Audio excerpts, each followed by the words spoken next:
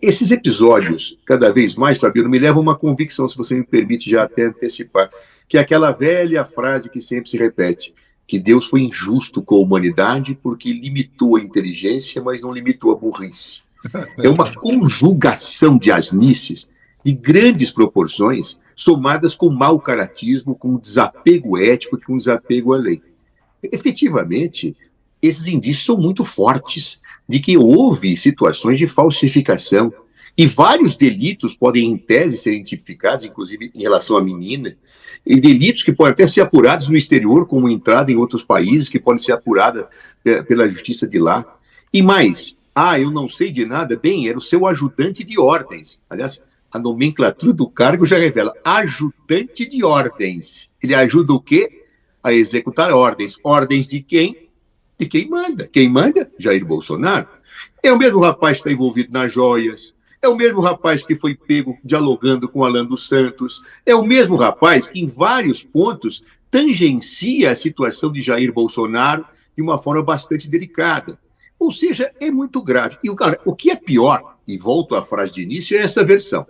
Ontem à noite, o governo teve uma derrota, então hoje de manhã a Polícia Federal... Gente, pelo amor de Deus, uma operação desse nível, ela já foi decidida muito antes pela autoridade judicial, já expediu mandados, percorreu na Polícia Federal, normalmente é um lapso de 10, 15 dias entre uma decisão desta, tomada pelo juiz, e a execução. Quem conhece a vida sabe que isto é uma piada de mau gosto, uma falta de argumento para tentar passar o pano numa sujeira que talvez não se limpe tão facilmente. Ou seja, é grave a situação de Jair Bolsonaro. Dizer que é delito pequeno não dá. Dizer que ele não sabia vai ser uma coisa até quase patética. Terceiro, dizer que é uma atuação articulada do governo com o Supremo, com a Polícia Federal, porque foi derrotada ontem, chega a ser um menosprezo à capacidade da opinião pública de entender como essas coisas funcionam. Então, portanto, são fatos gravíssimos e, mais uma vez, o clã Bolsonaro se vê metido numa embrulhada que pode não só lhe trazer desgastes políticos, mas condenações criminais.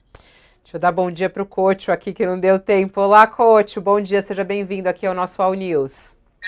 Bom dia, Fabíola, bom dia, Zé Eduardo, há quanto tempo? Verdade. Eu só venho aqui quando tem muita confusão, né, Fabíola? Quando tem confusão jurídica, a gente chama aqui o ministro para nos ajudar a entender essas questões jurídicas. Mas até o ministro estava falando sobre a gravidade, né? A gravidade dessa investigação.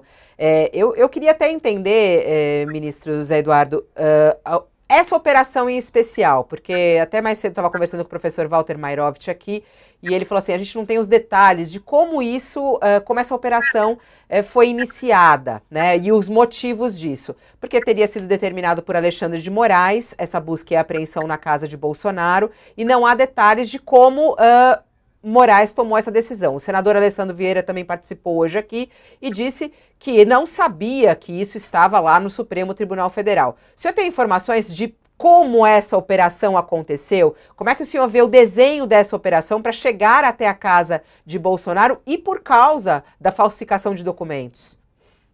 Não tenho informações, sinceramente não tenho. O que eu sei de ler a imprensa é que a CGU estava apurando esse problema da vacinação de Jair Bolsonaro. E ouvi até o atual ministro Vinícius de Carvalho falar que remeteria isso para apuração, deve ter remetido para a Polícia Federal.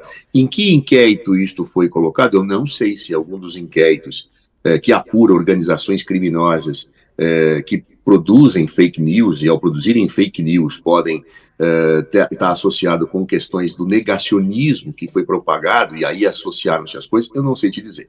Nesse momento é impossível ter qualquer avaliação, pelo menos da minha parte, em relação a isso. Ô ministro, fala-se muito sobre a possibilidade de prisão de Bolsonaro, né, e de que o caso de hoje é o que deixou Bolsonaro mais próximo à prisão. É caso de prisão, por exemplo, a falsificação de documentos? O caso de um presidente da República falsificar documentos para entrar em outro país? O senhor falou brevemente da gravidade desse tipo de crime. Eu queria que o senhor detalhasse um pouco mais, até do ponto de vista jurídico, sobre a gravidade disso. Qual é a pena para isso? Qual o tipo de punição que Bolsonaro pode receber? Ele pode ir para a cadeia por causa disso? Entender exatamente quais são os fatos. Eu não tenho exatamente todos os fatos delineados, mas a priori podem ocorrer vários crimes.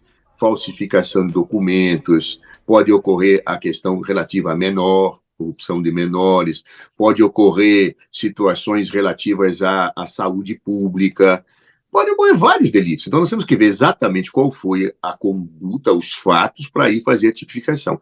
Na somatória, é uma situação que pode, sim, levar a condenações, me parece, elevadas, se confirmados os fatos que aparentemente estão colocados. Mas qualquer previsão nesse momento, sem conhecimento de fatos, me parece bastante precipitada, ou seja, não dá para fazer uma tipificação ainda sem saber exatamente quais foram as condutas que devem ser tipificadas. Seja como for, é uma situação que trará repercussão internacional, inclusive.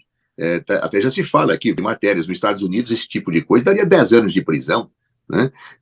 Será que isso aconteceu também com visitas a outros países, com certidões falsas de vacina? É uma coisa bastante grave, bastante delicada, que desmoraliza o nosso país aos olhos do mundo e, evidentemente, tudo deverá ser provado, garantido direito contraditório em ampla defesa de Jair Bolsonaro. Neste momento, hoje, eu não estou vendo elementos para uma prisão preventiva de Jair, quero ser sincero. Nós não podemos mudar o direito de acordo com os réus, gostemos deles ou não. Ou seja, eu não estou vendo a necessidade de uma prisão preventiva ou mesmo temporária de Jair Bolsonaro. Mas, se eventualmente mostrar que ele estava tentando ocultar provas, que ele está praticando alguma situação grave, comprometedora da ordem pública, que esteja colocada neste momento ou nesses dias, e lembramos que o celular dele foi apreendido, né? E como Deus limitou a inteligência, mas não a burrice, pode ter coisa nesse celular ali. Então, são coisas que, eventualmente, só a vida dirá. Neste momento, eu não estou vendo base, sinceramente, para uma prisão, nem temporária, nem preventiva. Mas o futuro, a Deus pertence.